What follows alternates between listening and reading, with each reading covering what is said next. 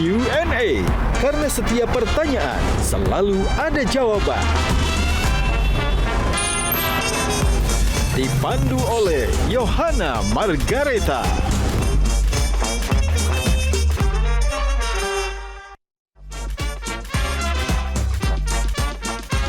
Panelis kita hari ini. Mahkota ini tuh menyempurnakan fisik atau menyempurnakan moral kalian? Lebih jahat mana? Lebih kejam mana? Juri atau komentar netizen? Apa betul sih di backstage itu persaingan antar tim, apalagi kalau sudah masuk internasional, itu sangat berat. Bahkan kadang-kadang baju unggulan tuh harus disembunyikan karena takut terjadi sesuatu pada baju tersebut. Yang menjadikan arti dari mahkota itu adalah kita yang menggunakan itu.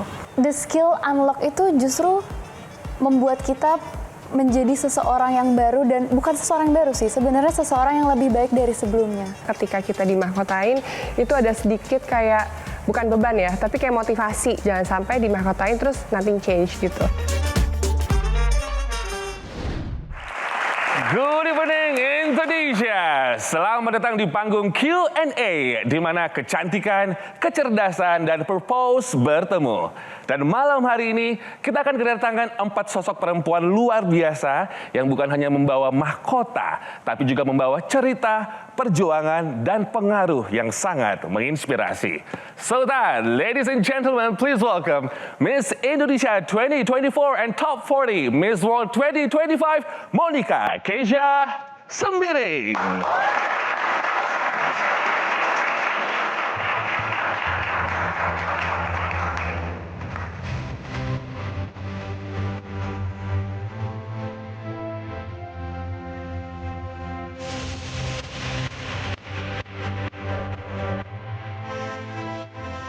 Selanjutnya, Putri Indonesia 2024 dan Miss Supranational 2024, Harashta Haifa Zahra.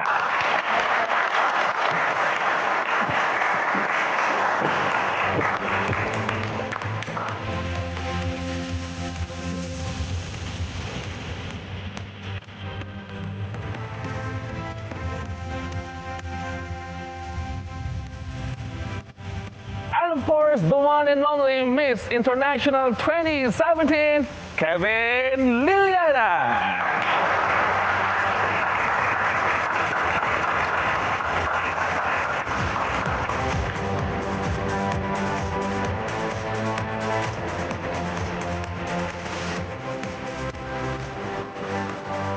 And now, last but not least, Miss Q&A 2025, Yohana Margareta.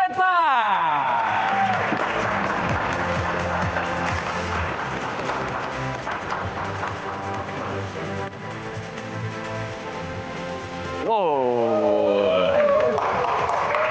Gitu nggak sih? gitu banget. Tepuk tangan untuk Mr. Q&A Robby Purba. Thank you, Kak Yohana. Tepuk tangan untuk Queen kita pada malam hari ini, teman-teman. Dan tak lupa, saya juga akan kenalkan teman-teman, ada panelis kita yang luar biasa. Ada Kang Ronald, tepuk tangan. Miss Understanding gitu. Ada terus misterius ya. Ada Kak Olga Lydia. Miss Communication. Ada Kak Robby Purba, dan ternyata tanpa disangka-sangka, bukan suatu kebetulan, Pak dosennya teman-teman mahasiswa yang ada di sini loh. Terima kasih ya kakak-kakak, dan tepuk tangan sekali lagi untuk Queen kita. Silahkan duduk teman-teman.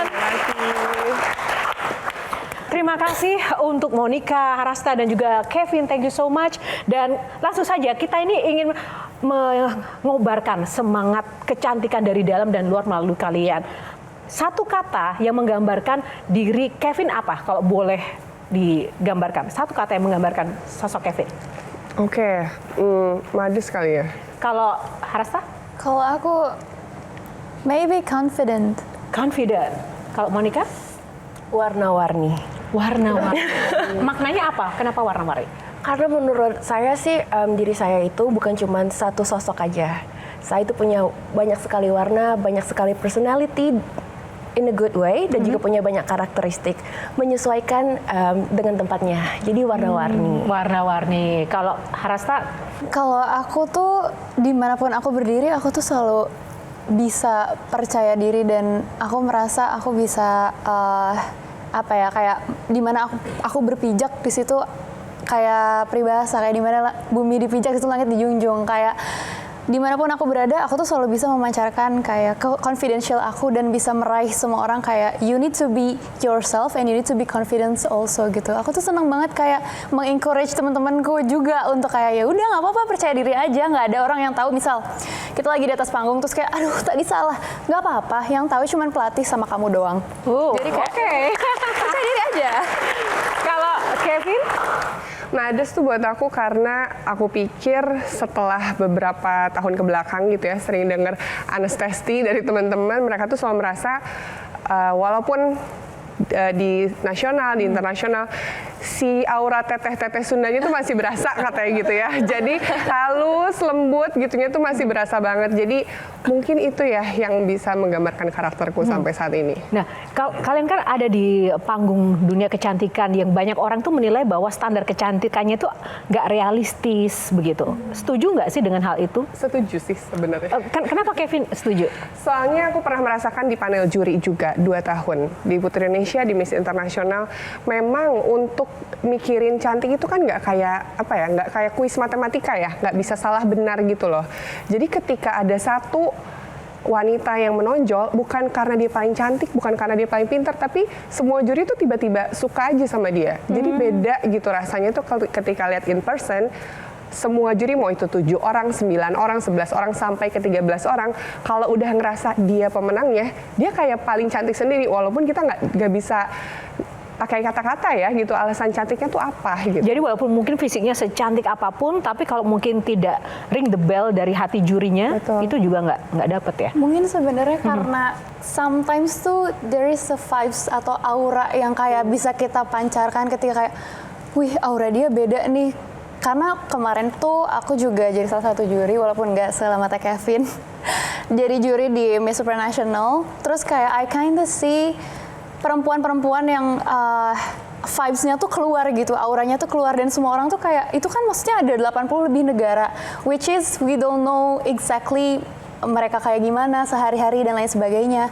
Tapi ketika di atas panggung, orang-orang tertentu tuh terlihat gitu auranya yang memancar, bukan karena penampilannya, karena semuanya cantik, which is setiap negara pasti memberikan perwakilan yang terbaiknya gitu.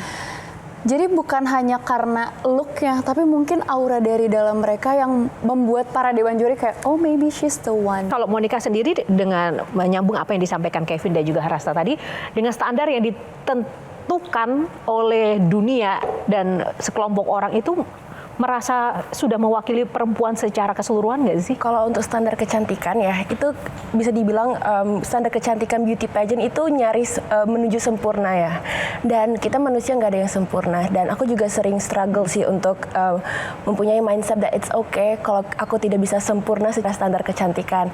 Cuman ya balik lagi seperti yang udah disebutin tadi ya, emang kalau kecantikan itu dari dalam itu ntar ada vibes-nya, ada auranya. Kak Yohana, sebelumnya saya pengen apresiasi dulu acaramu dan tim Q&A ini. Kalau misalkan hari ini proses syuting ini dikabarkan kepada pageant lovers, misalkan H-2, kebayang di depan studio udah ribuan atau mungkin ratusan orang. So, aku pengen apresiasi acara ini karena menggabungkan beberapa acara atau mungkin pageant besar di Indonesia, dan ini kayaknya jarang-jarang ya bertemu langsung ya? Ya nggak sih? Jarang, benar. Ya, I think so ya. Dan ini kayaknya adalah sebuah momen yang sangat langka. Thank you Kak Robi, iya, tepuk tangan luar buat Kak biasa. Robi. Keren. Menurut wanita Indonesia hebat-hebat ini yang di depan kami, apakah selama ini ajang pageant internasional penilaiannya cukup transparan, dan apakah penilaiannya bebas dari konflik kepentingan pribadi? Disclaimer dulu ya, sebenarnya tahunku kan udah 2017, jadi aku merasa cukup banyak perubahan, terutama di pageant internasional, yang berpengaruh ke pageant nasional juga sebetulnya. Nah, karena aku sendiri tadi pernah merasakan di kursi juri seperti apa, jadi memang tidak pernah merasakan sih sebetulnya ada kecurangan-kecurangan tertentu ya.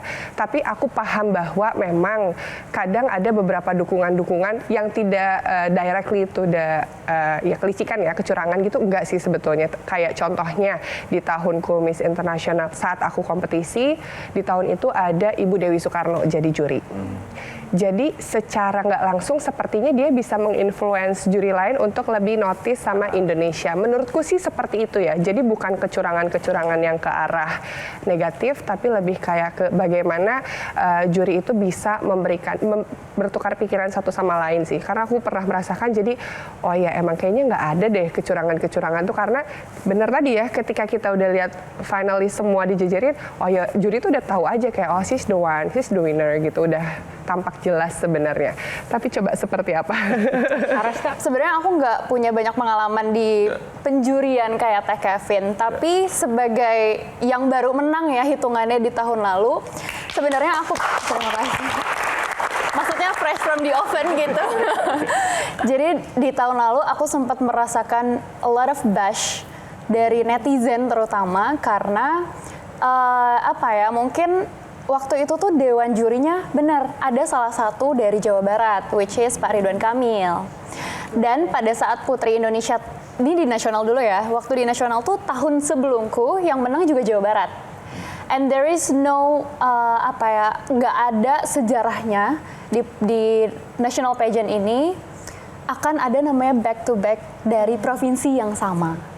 Dan ketika Jawa Barat menang lagi di tahunku, waktu itu aku menang lagi, everyone thinks, oh maybe it's because ada Bapak Ridwan Kamil, ada si ini, ada itu di Dewan Juri. So they think itu merupakan kecurangan.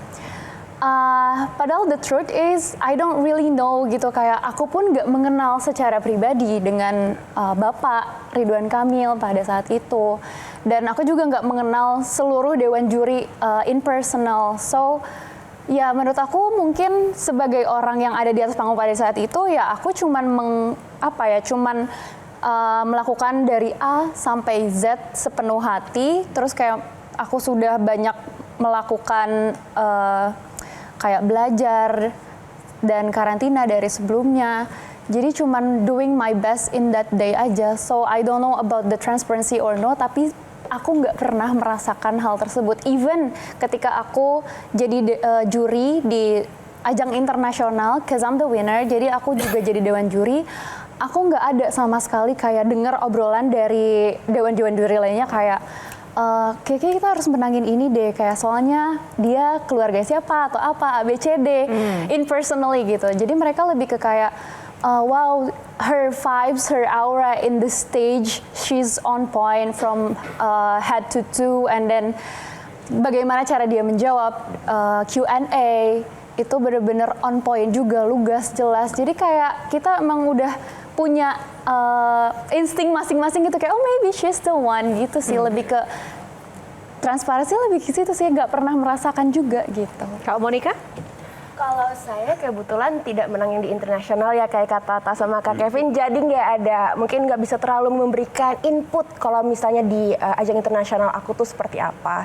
But what I can say kalau Miss Indonesia di national competition aku itu we're very transparent. Jadi untuk penjurian itu ada poin-poinnya. Jadi setiap fast track itu ada nilainya dan winner itu ditentukan berdasarkan poin-poin tersebut. So pretty transparent. Oke, nah sekarang kita karena tadi ada istilah Jawa Barat, kita langsung ke Kang Ronald aja nih. Harasa dari Miss Supranational. Iya. Ya, kalau Teh Kevin dari mana? Miss International. Miss International. Kalau Miss World. Miss World. Wah, kan banyak tuh ya. Saya jadi penasaran begini. Begitu banyak lomba Miss gitu kan. Artinya kan ada nilai sesuatu yang besar di sana. Ya. Pertanyaannya adalah sebetulnya siapa yang paling diuntungkan dengan adanya lomba Miss-Missan ini, beauty pageant ini? Pesertanya kah? Penyelenggaranya kah? Sponsor kah? Atau industri hiburannya? Bisa dibilang simbiosis mutualisme antara pemenang dan penyelenggara. Karena kalau pemenangnya itu berasal dari negara yang bukan favorit di bidang pageant, biasanya organisasinya juga agak bisa dibilang mohon maaf anyep ya gitu. Iya redup. Tapi kalau misalnya yang menangnya itu dari negara-negara favorit pageant, biasanya organisasinya itu naik banget sih. Kayak waktu di Indonesia, pemenang pertama dari Indonesia di ajang internasional, itu ajangnya langsung naik banget, hits banget di Indonesia. Gitu. Jadi pesertanya dapat keuntungan, penyelenggaranya juga dapat. Pemenangnya sih. Pemenang itu artinya dalam artian personalnya atau personalnya. Ya, karena dia dapat platform yang bisa membesarkan nama dia. 1 tahun tuh ibaratnya dikasih kegiatan yang bisa buat portofolio dia lah ibaratnya ya.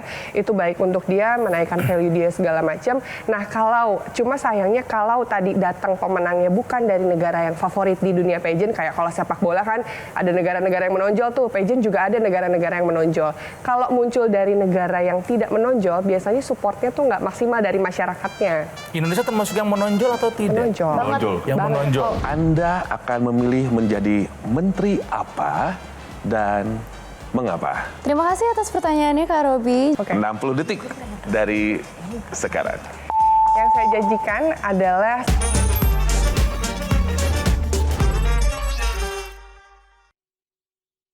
Didukung oleh Lagi tentang bagaimana memulai hari bersama orang-orang yang dicinta, menyalakan semangat dan menjaganya dengan cara berbeda. Tiada keraguan dalam memberikan rasa aman. Kami selalu punya solusi untuk meringankan beban. Kami berkomitmen mengiringi langkah membangun mimpi, merekatkan pada kebersamaan hingga tak ada celah untuk berjauhan. Dan kami menyebutnya melayani dengan komitmen.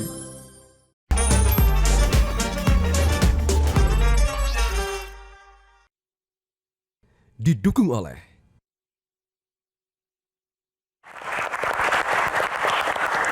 Selamat datang di panggung Q&A dan kita akan masuk ke babak top 3 di mana para Queen pada malam hari ini akan menjawab pertanyaan dan kita akan tentukan siapakah yang layak menjadi pemenangnya. Dan saya serahkan sesi kali ini kepada Robi Purba, silakan.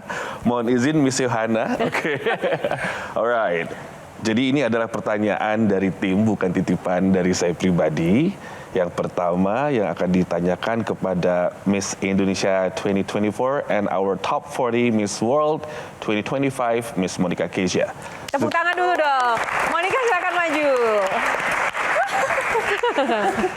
Miss Monica, you've got 60 seconds 60 seconds, okay. to answer the question. Okay. The question is, jika Anda diberikan pilihan, Anda akan memilih menjadi menteri apa dan mengapa? 60 seconds starts from now. Baik, izinkan saya menjawab dalam bahasa Inggris. If I had the opportunity to pick to be just one minister, I would like to be the Minister of Education. As a child, I was so fortunate to grow up in a family who believes in the importance of education. My dad is a doctor and my mom is an engineer.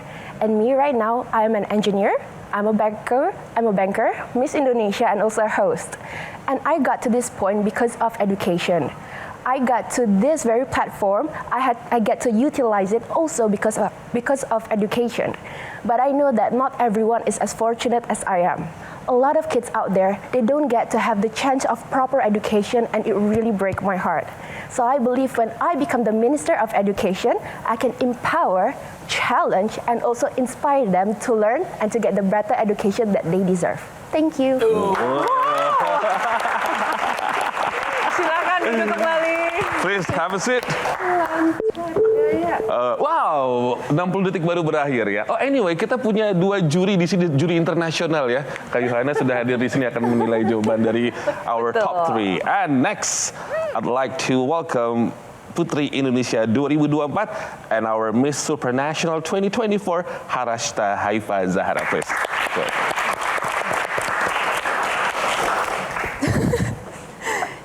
The same as Monica, you've got 60 seconds to answer the question.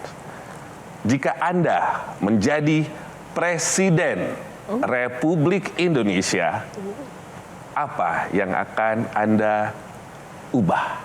60 seconds from now. Terima kasih atas pertanyaannya Kak Robi. Jika saya menjadi Presiden Republik Indonesia, saya tidak akan mengubah apapun, tapi saya akan menambahkan. Karena saya berasal dari teknik lingkungan, saya membawa advokasi bernama Mother of Nature, dan advokasi ini berfokus terhadap pengelolaan makanan. Dan advokasi ini menyuarakan terkait pengelolaan makanan dan tidak pemborosan makanan, karena di tempat lain itu terdapat orang-orang yang masih membutuhkan makanan, tetapi di tempat lain juga banyak orang, misalnya di Jawa Barat sendiri masih banyak sekali teman-teman saya dan saya sendiri pun terkadang masih membuang-buang makanan. So saya akan menambahkan regulasi ini untuk tidak melakukan pemborosan makanan. Terima kasih. Thank you, Miss Narashta.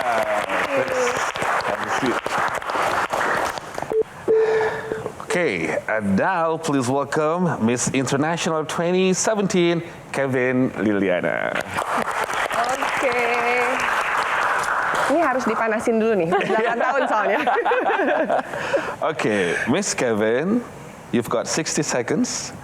Jika Anda menjadi wakil rakyat, Oke. apa yang akan Anda janjikan kepada konstituen Anda? Oke. 60 detik dari sekarang. Yang saya janjikan adalah sebuah platform yang bisa dengan mudah digapai oleh masyarakat secara luas untuk menyampaikan suaranya. Karena negara kita adalah negara demokrasi dan saya rasa sejauh ini masyarakat masih memiliki keterbatasan untuk menyuarakan apa yang mereka keluhkan, apa yang mereka butuhkan di daerahnya masing-masing, terutama di beberapa pelosok. Dan tentunya platform ini bisa saya gunakan juga untuk sebagai media penyambung lidah antara masyarakat, pemerintah daerah, masyarakat, atau langsung ke Presiden Republik Indonesia. Kurang lebih seperti itu. Terima kasih. Tunggu, kita harus nilai dulu tadi. Nilai dulu. Oke, Kak Olga, silahkan dari ketiganya dinilai. Jawabannya sih hebat ya, mengingat baru pertama kali dengar, kemudian langsung bisa menjawab dengan cepat gitu ya, dan jawabannya bagus-bagus. Cuma mungkin Keisha ya. Keisha.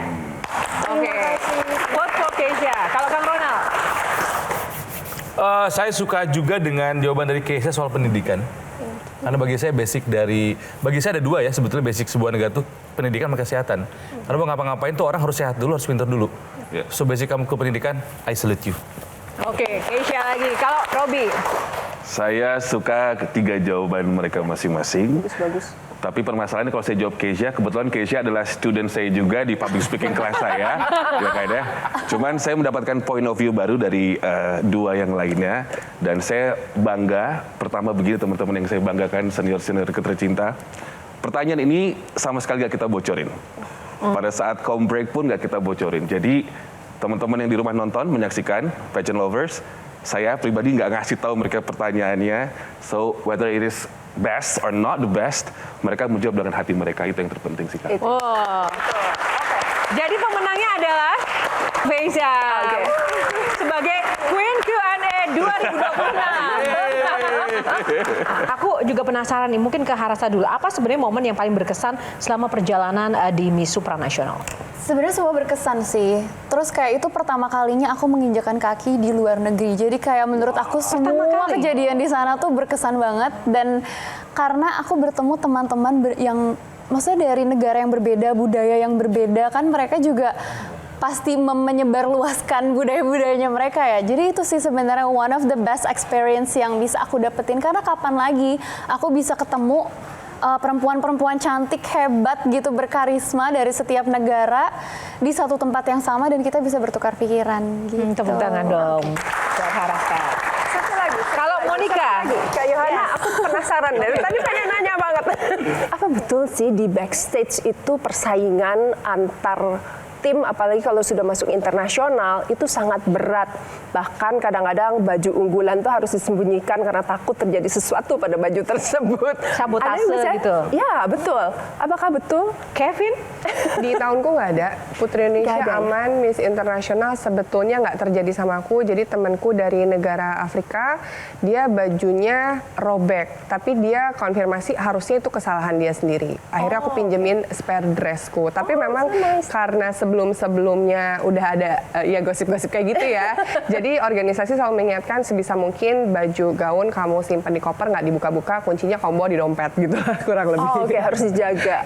Gimana di Iya Miss benar, kalau Supreme gosip itu emang ada sih. Jadi ya karena kita satu organisasi sama Teh Kevin, waktu mau malam final tuh pasti diingetin kunci rapat-rapat kopernya, jangan sampai ada orang yang lihat dan jangan sampai ada orang yang ambil. Sebegitunya ya? Sebegitunya. Cuman di aku sendiri tuh nggak pernah gitu merasakan ada yang namanya sabotase lah atau yang nyuri gaun, gunting gaun atau apapun, nggak pernah. Saat tampil di Miss World 2025, ada pengalaman-pengalaman seperti itu nggak yang dilihat? Walaupun mungkin tidak mengalami, tapi apa yang tidak terlupakan dari ajang itu?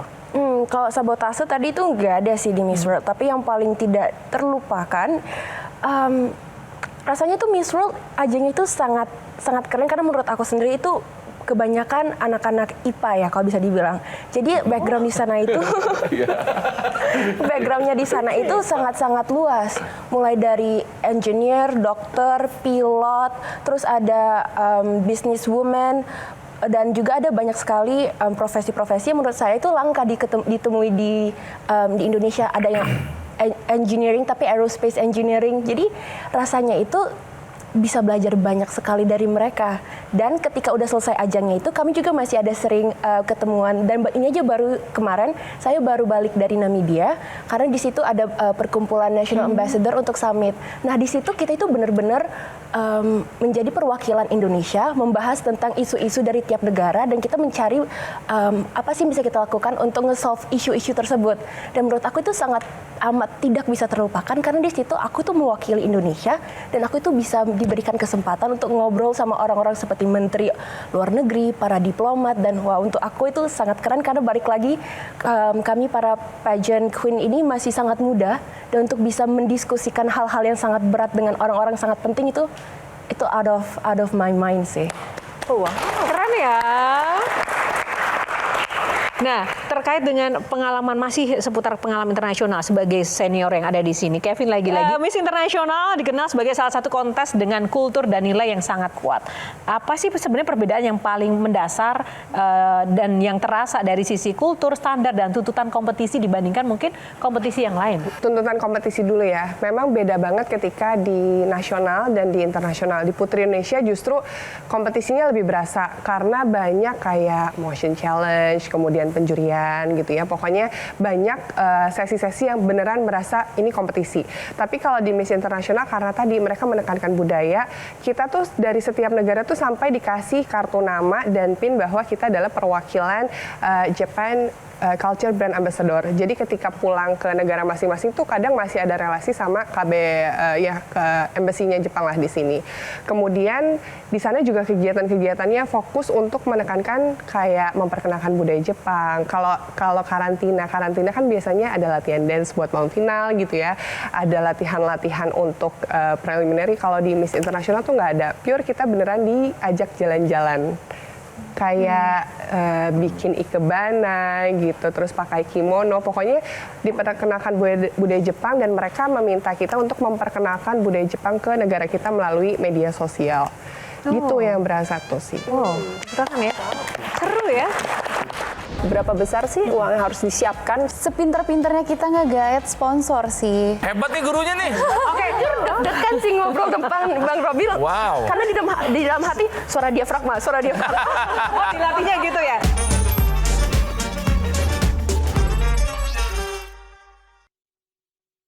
Didukung oleh kami dilahirkan untuk menjadi besar tanpa melupakan akar. Untuk menjadi yang terdepan tanpa melupakan arti kemanusiaan. Untuk memberikan arti tentang dedikasi dalam memaknai hidup dan mewujudkan mimpi. Karena komitmen adalah segalanya bagi kami.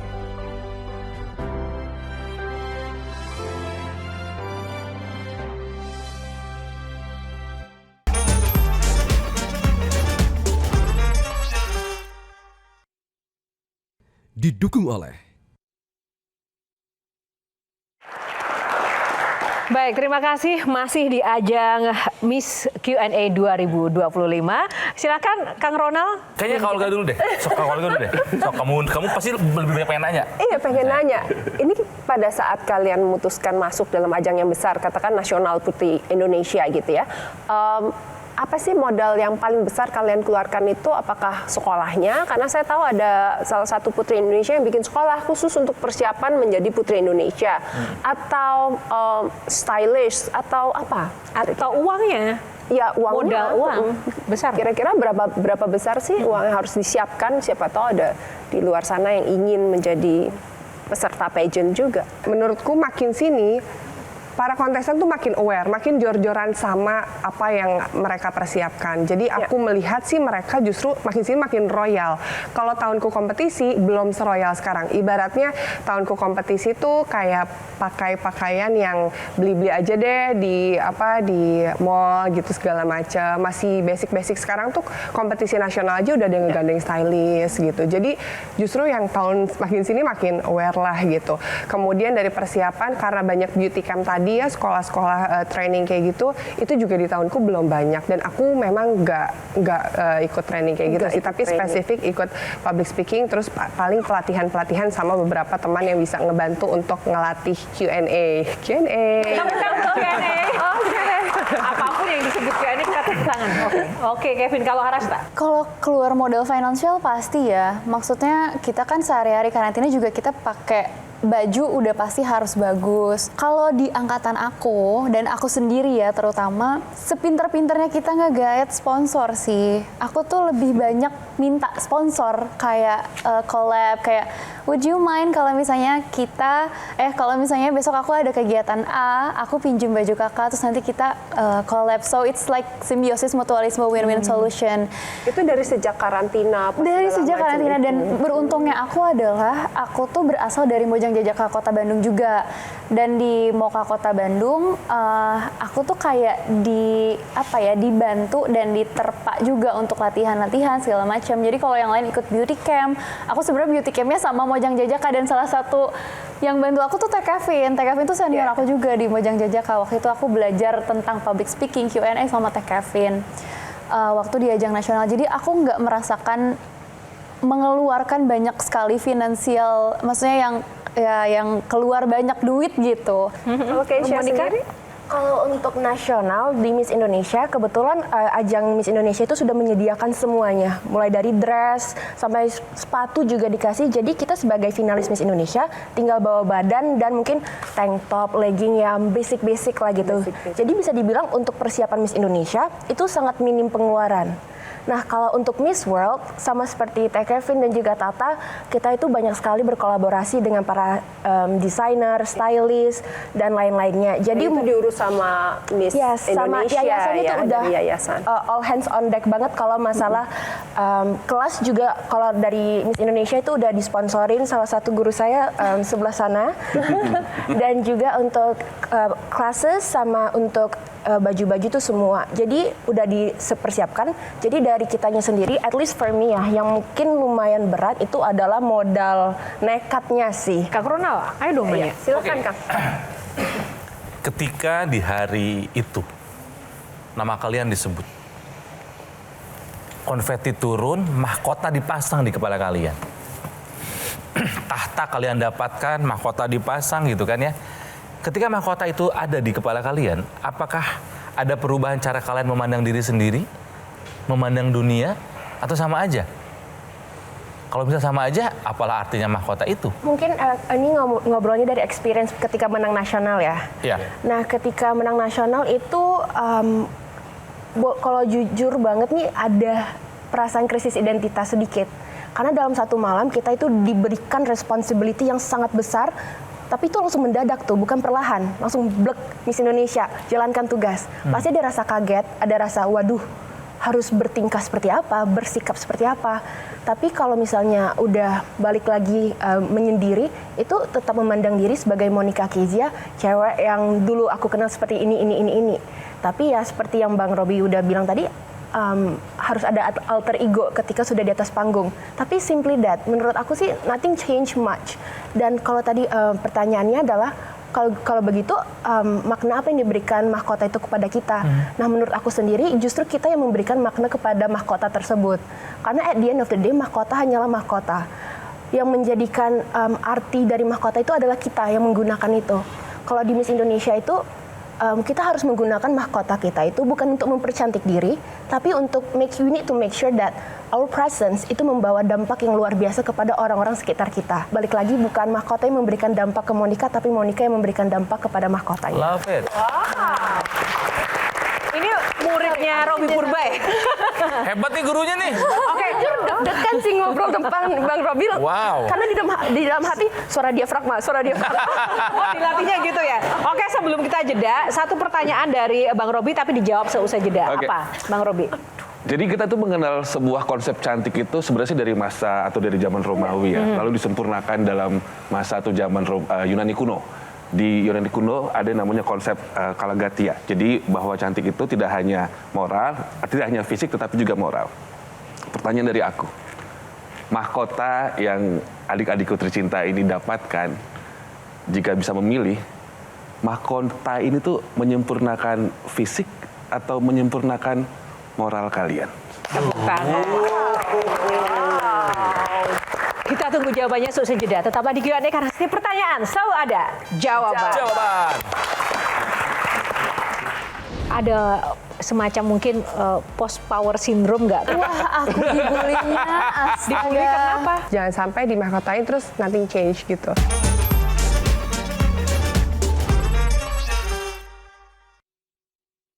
Didukung oleh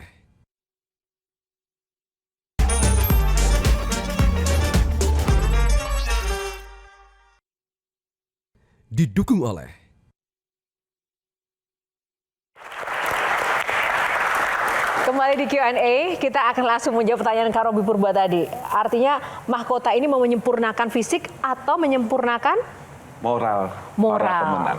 Mungkin dari Harasta dulu. Menurut aku sih justru dua-duanya. Berdasarkan pengalaman selama 1 tahun kemarin, banyak ketemu orang-orang baru, banyak belajar hal baru. Ya, the skill unlock itu justru membuat kita menjadi seseorang yang baru, dan bukan seseorang yang baru sih, sebenarnya seseorang yang lebih baik dari sebelumnya. Makanya kenapa aku merasa mahkota ini justru mengubah bagaimana cara kita berbicara, mengubah bagaimana cara kita berpenampilan, mengubah bagaimana kita bisa menempatkan diri di setiap tempat, dan mengubah bagaimana cara kita bertemu dengan orang-orang gitu. Makanya aku selalu bilang mahkota ini sebenarnya membantu aku bukan hanya berubah secara fisik tapi juga secara hati dan secara moral. Kau, Kevin? Aku bisa bilang aku lebih prefer ke moral. Kenapa? Karena mirip-mirip sama yang tadi disampaikan Skezia, bahwa ketika kita dimahkotain itu ada sedikit kayak, bukan beban ya, tapi kayak motivasi supaya ini mahkota tuh bisa menjadi fungsi baru untuk diri aku pribadi gitu. Karena jangan sampai dimahkotain terus nothing change gitu. Makanya ketika dimahkotain aku justru sibuk memikirkan apa yang harus aku lakukan dengan mahkota atau titel baru ini. Karena sebenarnya kan mahkota itu akan di handover ke pemenang selanjutnya gitu. Jadi justru bekal yang harus aku bawa itu yang lasting ya moral gitu. Yang bisa berdampak untuk masyarakat lebih banyak, yang bisa bermanfaat dan bisa menambahkan value dari diri aku sendiri.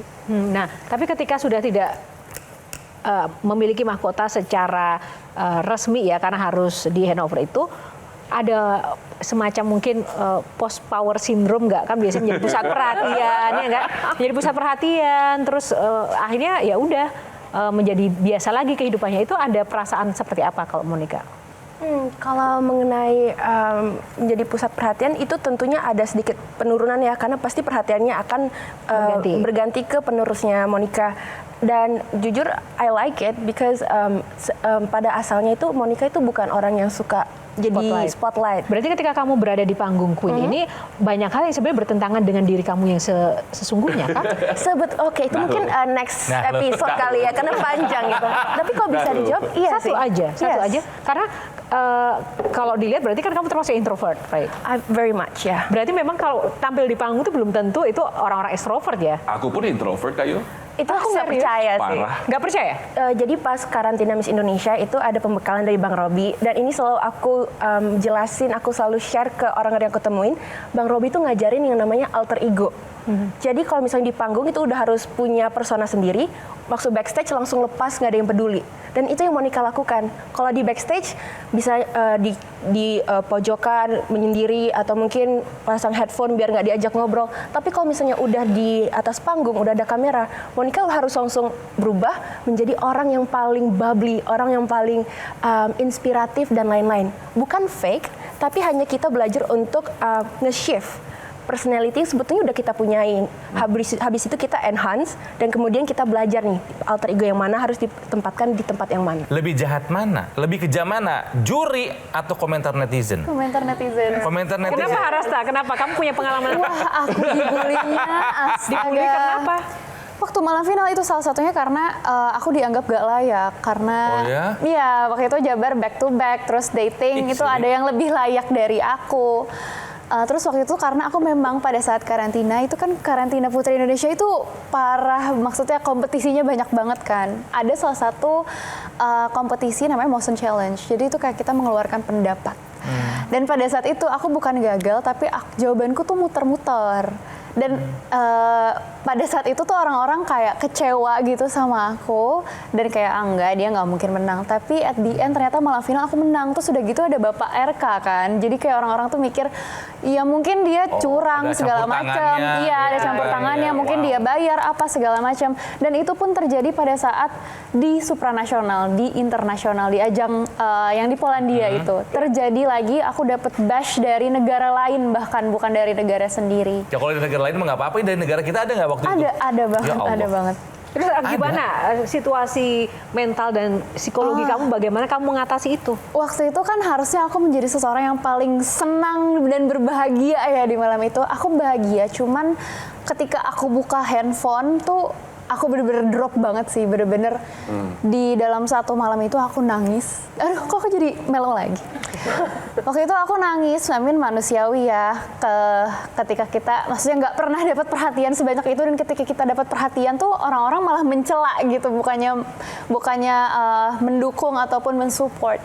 Jadi waktu itu aku nangis, terus untungnya aku ada mamah dan ada teman-teman dari Putri Indonesia juga timnya yang kayak bilang nggak apa-apa, itu memang kadang terjadi di setiap tahun. Maksudnya mereka nggak tahu apa yang terjadi di belakang layar. Udah kamu nggak usah buka HP. Mereka cuma lihat apa yang ingin mereka lihat atau apa yang kita tonjolkan di sosial media dan lain sebagainya. Jadi kayak kamu fokus aja untuk belajar lagi.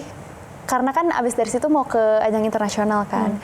Udah kamu fokus aja sama diri kamu, fokus atas tugas kamu, fokus atas mahkota kamu. Karena di pageantry itu ada yang namanya, orang-orang tuh suka nanya gini, kamu tuh mau diingat seperti apa ketika kamu hand over your crown? Akan jadi queen seperti apa? Makanya waktu itu kayak oke, aku akan fokus ke diri aku mau lanjutin advokasi aku mau belajar banyak, aku mau buktiin ke orang-orang kalau memang aku tuh layak menang gitu.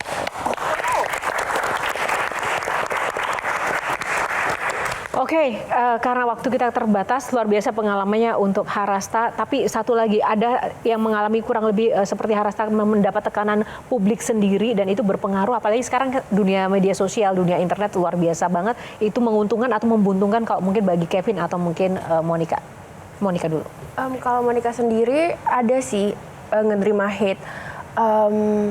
Mulai dari fisik, itu banyak banget. Fisik maksudnya? Yes, dari fisiknya aku.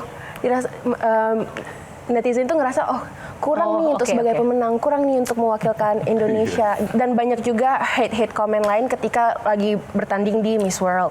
Nah tapi at the end of the day, Monica nggak bisa ngontrol apa yang mereka omongin. Semua orang punya freedom of speech dan mereka terserah mau ngetik apa di kolom komentar, itu ya udah. Tapi apa yang bisa Monica lakukan adalah belajar bereaksi dengan lebih baik. Monica punya pilihan untuk tidak membaca, Monica punya pilihan untuk mengabaikan, and that's what I did. Karena Monica itu sempat di titik yang sangat rendah, karena mau tiap hari pun Monica bilang, it don't bother me, tapi ketika diterima setiap hari hate comment tersebut, lama-kelamaan itu kena ke psikologinya Monica ya. Dan keluarga juga sudah sampai bilang, udah Monica, you need to see a therapist gitu, you're not doing fine gitu kan. But ya, at the end of the day, belajar sendiri, untuk diri sendiri, bereaksi dengan baik kepada komen-komen netizen yang sangat tajam tersebut, dan akhirnya ketika sudah membuktikan kepada mereka di Miss World kalau Monica itu bisa, akhirnya mereka berubah dari haters ke lovers gitu, which is ya udahlah. Cool. Kalau Kevin mungkin pesan bagi teman-teman yang di dunia pageant atau teman-teman muda di luar sana, bagaimana sih harus menyikapi dunia digital agar kemudian tidak berpengaruh pada mental dan tujuan murni kita sebagai seorang pribadi yang sebenarnya ingin menginspirasi? Oke, sebetulnya kita nggak pernah bisa ngontrol apa yang orang lain pikirkan dan apa yang orang lain sampaikan sama kita, tapi gimana kita interact towards them gitu. Jadi usahakan kalau memang sudah terasa overwhelmed, baiknya take a break, lakukan sesuatu yang bisa menenangkan diri gitu, karena sebetulnya kita bisa memilah apa yang harus dilihat oleh para netizen itu kan. Mereka cuma melihat dari sosial media. In real life kita sendiri yang tahu. Jadi coba nikmati kehidupan nyatanya gitu, kalau misalnya memang udah mulai overwhelmed sama sosmed dan mereka cuma melihat sebagian dari diri kita, so tetap keep going on proses. Kalau misalnya emang dirasa ada goals yang harus dicapai, lebih baik fokus terhadap goals itu daripada terhadap kritik-kritik yang justru bukan membangun tapi menjatuhkan. Tepuk tangan sekali lagi untuk para panelis. Sayang sekali waktu kita terbatas, tapi semoga malam ini menjadi sebuah inspirasi yang luar biasa melalui 3 bintang tamu kita. Tepuk tangan untuk Kevin, Arasta, dan juga Keisa. Dan untuk teman-teman mahasiswa, terima kasih gengsi kita malam ini. Dan tentu saja pemirsa, demikianlah episode kali ini Q&A. Semoga mendapat memberikan inspirasi dan juga menambah pengetahuan Anda. Dan bagi Anda yang saat dimanapun berada, terus saksikan Q&A setiap hari minggunya. Dan terima kasih atas kebersamaan selama ini. Saya Yohana Margarita undur diri mewakili tim yang bertugas. Sampai jumpa di Q&A selanjutnya, karena setiap pertanyaan selalu ada jawaban. Terima kasih.